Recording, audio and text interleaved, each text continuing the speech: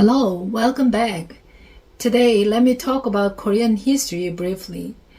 Have you ever heard about the long-standing tension between Korea and Japan? It's a narrative deeply ingrained in history. We were people peacefully living in a country named Joseon. Even though our king was not wise enough to rule the country or read what's going on in the world in those imperial times. And one night, Japanese assassins infiltrated our palace and killed our queen, and they forced us to give up our sovereignty to Japan. This marked the beginning of a painful 36-year period of Japanese rule, characterized by the persecution and killing of countless innocent Koreans and independence activists. Koreans, renowned for our resilience, fought tooth and nail to reclaim our land and sovereignty for a few decades, with many sacrificing their lives in the struggle. With the end of World War II, Korea finally regained its freedom from Japan's surrender. But the scars of our tragic past ran deep, leaving us with lasting animosity towards Japan. After independence, we rolled up our sleeves and worked around the clock to rebuild our nation from scratch. Back in my youth, one of our most peculiar exports was women's hair. It sounds strange now, but in those desperate times, women would sell their long, healthy hair to make ends meet, adding a little something to Korea's export market, along with artificial wigs. Despite the hunger and poverty, Korean parents strongly believed that education was the key to breaking the cycle of poverty. Fast forward to 2022, and Korea's economy stands toe-to-toe with Japan's GDP. Yet, despite our economic strides, the wounds of the past remain fresh, serving as a constant reminder of Japan's brutal history of oppressing Koreans and devastating our land. Similarly, some of Japanese have held deep-seated prejudices against Koreans, viewing us as uncivilized, poor, and inferior. This anti-Korean sentiment still rears its head today. This animosity from both sides reaches its peak at times like international sporting events, like a World Cup soccer match, where losing to Japan was seen as unforgivable for Korean people as well as our national team. But we still have remnants of Japanese influence in our daily life. We would sprinkle in some Japanese words in our language privately.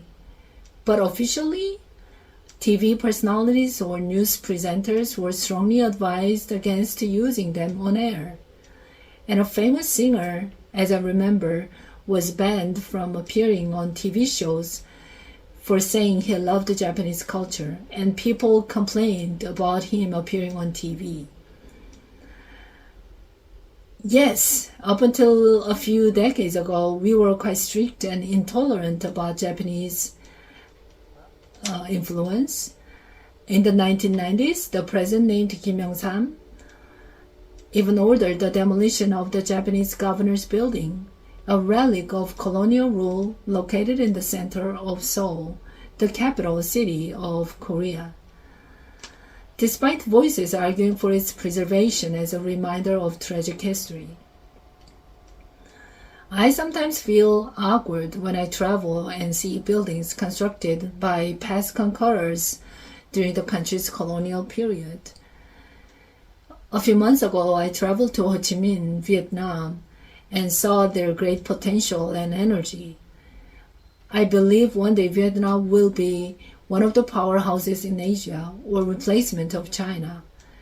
But at the same time, I saw a stark difference between Vietnamese and Koreans. While they were reconstructing French-style buildings in one street of Ho Chi Minh to attract more tourists, as you may know, Vietnam was once a colony of France.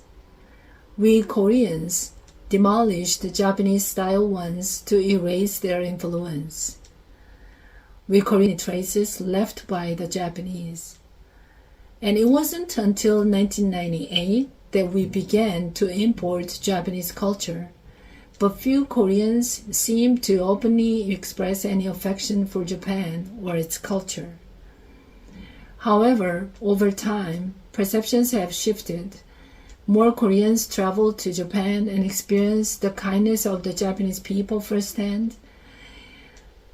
And we have a bit of cognitive dissonance because of the contrast between our negative perceptions and the reality we encountered.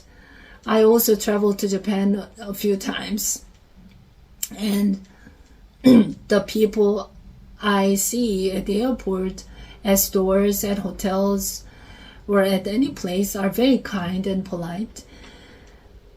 But the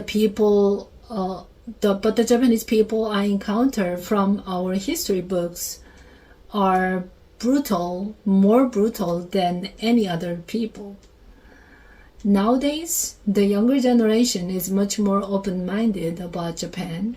We toss around Japanese words more freely into our daily language, even though there are only a few. Our current government has also taken a friendlier stance towards the country, and many of us no longer view Japan with the same animosity as before. It's a gradual process of reconciliation and healing, but still there's a reluctance to fully embrace Japanese due to societal atmosphere and trauma we historically share. I am confused. One day I was in my English class, as I'm learning English, and the topic was Japan. As I had known for a long time that showing hostility towards the Japanese was the norm, was widely accepted, was sometimes even encouraged, given our history. But almost all classmates expressed fondness to Japan. They praised Japanese kindness and politeness. I felt a little embarrassed for a moment, realizing how much we'd changed. And I made it clear that I like Japan too, but I don't like what they did to us. Now we differentiate between extremist actions and the innocence of Japanese citizens.